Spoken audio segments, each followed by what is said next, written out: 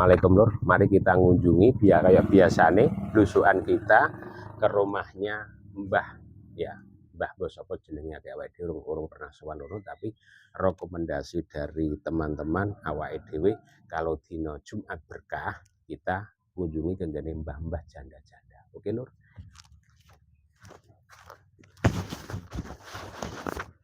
Oh, iki yo, menapa iki ya? Bener. Iya, iki menapa.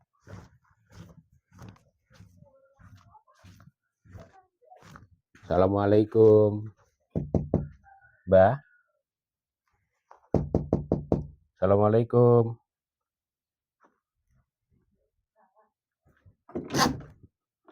Mbah teng dalem. Baik. Nggih. Tilem Mas nggih. Oh, tilem.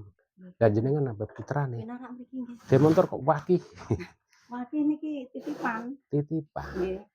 Kerja. Nggih. Ya ta mriki ra ampun, Mbah. Kula mriki. Mriki amen jenengan mriki. Kula ngaturake niki mawon. Nggih. Niki Mbah sinten niki? Mbak Isen napa Jenengan kula, pinarak nggih. mriki. Kula tak tangklet. Tak dumadi ya. Oh, nggih. Monggo.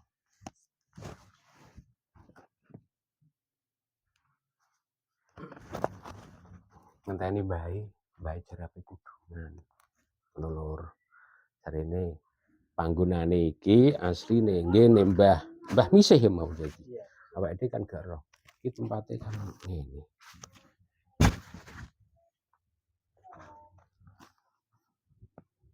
Nah, nek ngene iki ya. Ngene iki sok nek tuwa ya ngene iki Lur, nggo tongkat. Oh.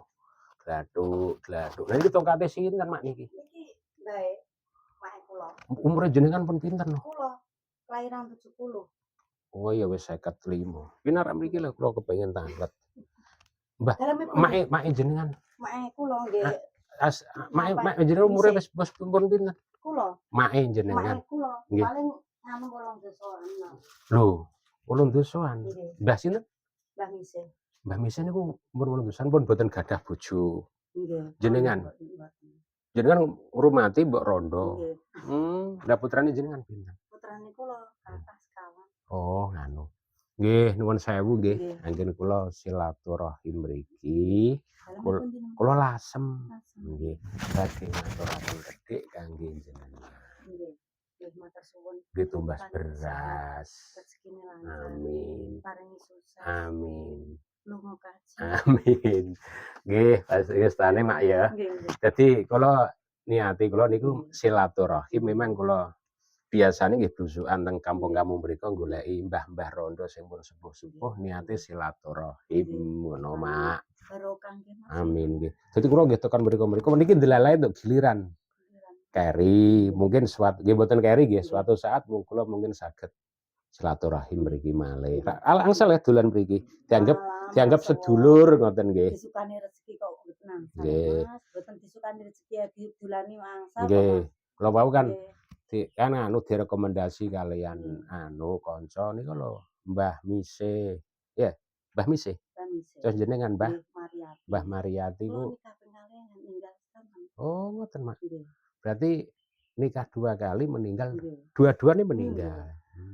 Sakitan sedanten. Asline jenengan mriki. Nggih. Mbah ya mriki. Nggih. Berarti mbah pun sepuh rak. Ya nuwun sewu wong sepuh wonten kae rak kadang-kadang rak ya rontok kok bocah meneh no Mak. Iya Mak ya. Nggih.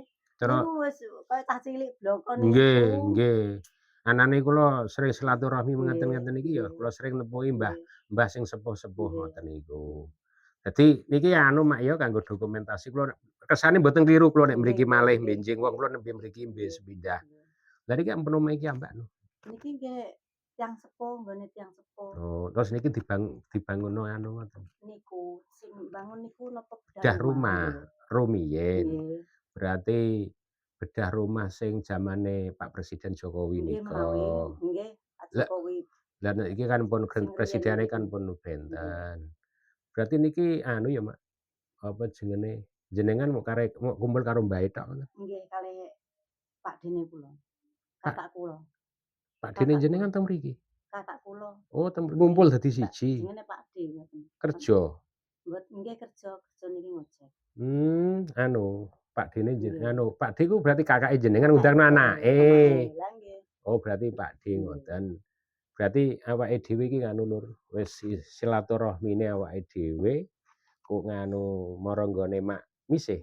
Mak Misih, Mak Mariati. Mak Mariati wis diterima. Dadi nek nggone ya desa kene, desane Ropoh, desa Ropoh kene, awake dhewe iku memang kerutinane awake dhewe niku silaturahmi mara nggone emak-emak, mbah-mbah rondo sing umure pun sepuh-sepuh.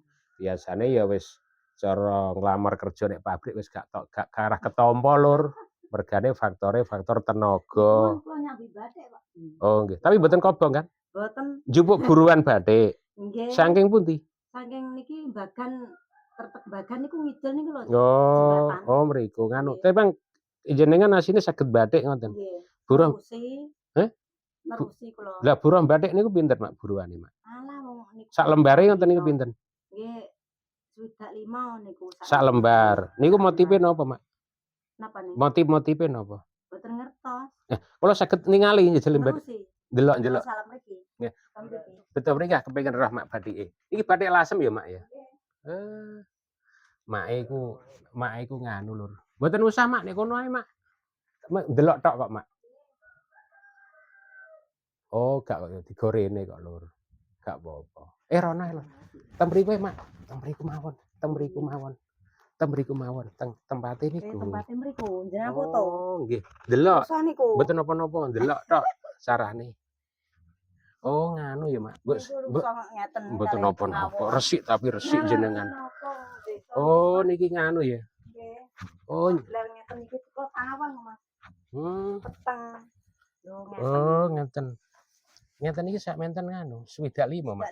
Iku jupuk burungane. Nggih.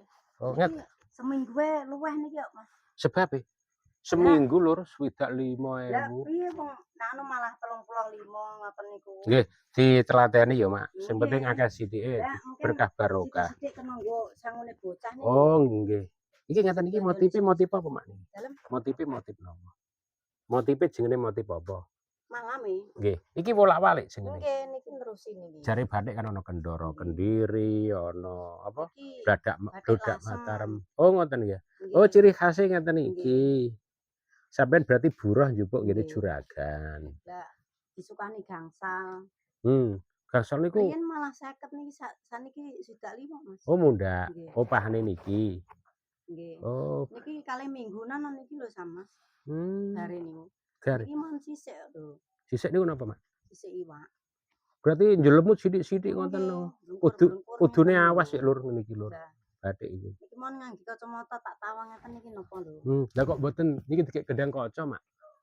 Ben rada. Kan saged ngeten iki, enake ngeten iki. Oh. Nek gendang kaca malah padang. Lah jenengan pun batik mun duang. Nggih mendang. Perawane kula. Sampai sakniki. Rapun nonton nek anu Mak, wis ana 40-an tahun, ya. Nggih, luweh ha Mas. Masyaallah. Berarti wong daerah mriki ya kathah sing batik ngeten. Kathah sing batik. Berarti ngeten iki kudune wis ahli Lur, telaten. Cuwilis-cuwilis lho Mas niki. Kol cuwilis dhewe niki ya. Nggih, cilik-cilik. Batikan pirang-pirang. Niki berarti maune mori ya Mak ya?